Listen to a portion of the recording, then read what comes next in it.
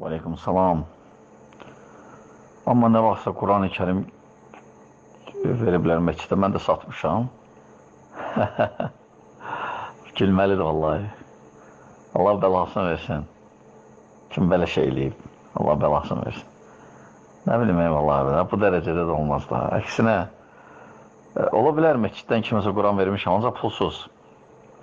Olub ki, belə məsələn, 10 dənə bir məscidə göndərmişik, 10 dənə bir məscidə göndərmişik. Qardaşlar da müraciət edir, bizim məsciddə yoxdur Quran. Amma pulla yox, pulsuz göndərmişik, yox, elhamdülillah.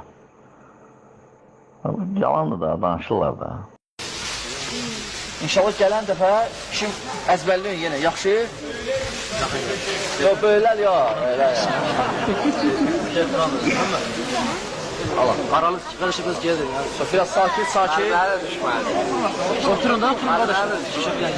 Oturun, oturun. Oturun. Aşağı iştirak edeyim. Oturun qardaşım.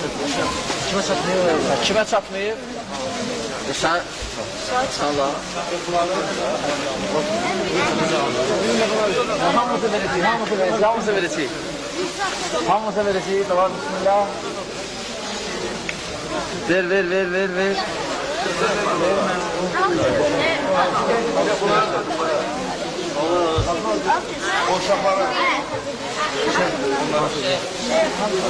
Hamımıza verəcəyik.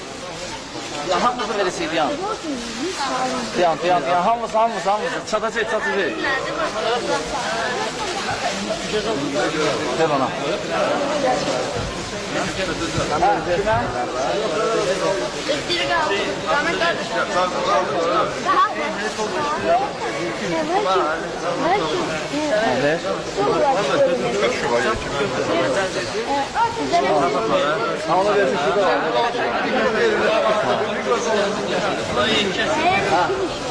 Əzbərlər, yaxşı yeyin əzbərlər. İnşallah. Gel, ver. Verin. Çok, tamam. Vardı. Sana sattı. Yaxşı, tamam. Çok. Allah korusun. Ha, gerek. Asmala. Gelin.